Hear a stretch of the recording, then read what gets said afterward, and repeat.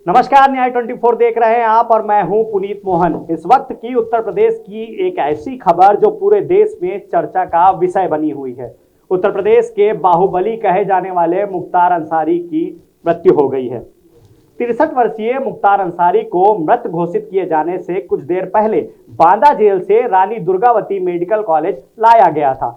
सन 1963 में एक प्रभावशाली परिवार में जन्मे मुख्तार अंसारी ने उत्तर प्रदेश में अपराध और राजनीति की दुनिया में एक ऐसा कदम रखा जिसकी तूती पूरे उत्तर प्रदेश में बोलती थी। मुख्तार अंसारी, जिस पर हत्या के 14 सहित 63 आपराधिक मामले दर्ज थे, उनमें वो आरोपी था और सितंबर 2022 में इनमें से 8 मामलों में दोषी ठहराया गया था और इसे सजा सुनाई गई थी। गुरुवार को बांदा के एक अस्पताल में हृदय गति रुकने से मुख्तार अंसारी की मौत हो गई। मुख्तार अंसारी एक प्रतिष्ठित वंश से थे जिसकी जड़ें भारत के स्वतंत्रता संग्राम में गहराई से जुड़ी हुई थी। उनके दादा मुख्तार अहमद अंसारी भारतीय राष्ट्रीय कांग्रेस में एक उल्लेखनीय नेता थे और 1927 में इसके अध्यक्ष बने। बाद में 1936 में अपनी मृत्यु तक जामिया मिलिया इस्लामिया के चांसलर के रूप में कार्यरत रहे।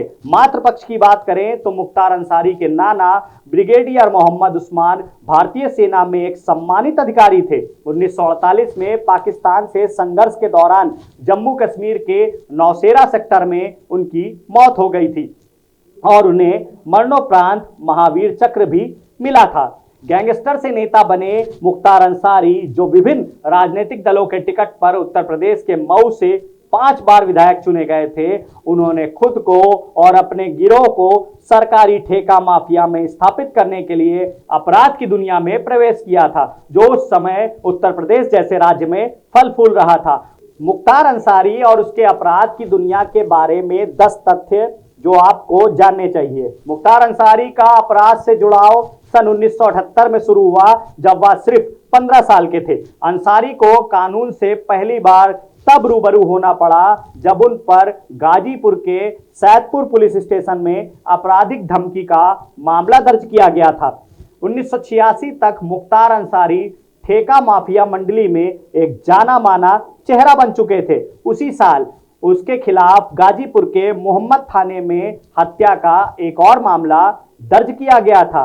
अगले दशक में मुख्तार अंसारी अपराध का एक आम चेहरा बन चुका था और उनके खिलाफ गंभीर आरोपों के तहत कम से कम 14 और मामले दर्ज किए गए। मुख्तार अंसारी पर 2005 से अब तक हत्या सहित 28 आपराधिक मामले और यूपी के गैंगस्टर एक्ट के तहत 7 मामले दर्ज थे। गैंगस्टर राजनेता को सितंबर 2022 से 8 आपराधिक मामलों में दोषी ठहराया गया था और विभिन्न अदालतों में 21 मामलों में मुकदमे का सामना करना पड़ रहा था। मुख्तार अंसारी को लगभग 37 साल पहले धोखाधड़ी से हथियार लाइसेंस प्राप्त करने के मामले में इस महीने की शुरुआत में वाराणसी के एमपी एमएलए कोर्ट द्वारा आजीवन कारावास और 2,02,000 रुपए का जुर्माना भी लगाया गया।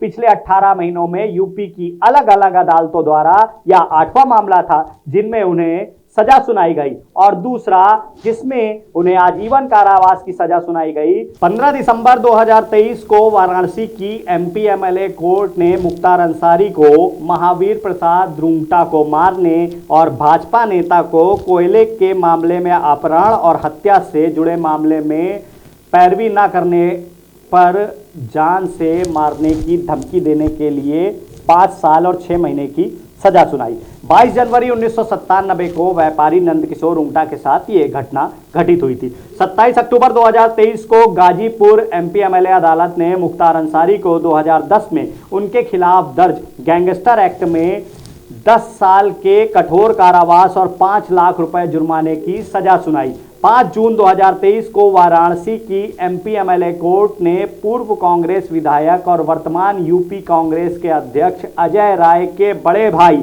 अवधेश राय की हत्या के मामले में मुख्तार अंसारी को आजीवन कारावास की सजा सुनाई थी।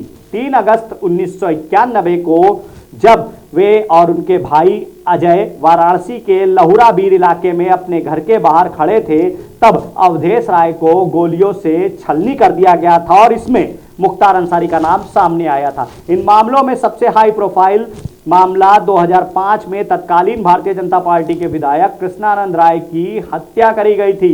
29 अप्रैल 2023 को गाजीपुर एमपी एमएलए कोर्ट ने अंसारी को इस मामले में 10 साल की सजा सुनाई।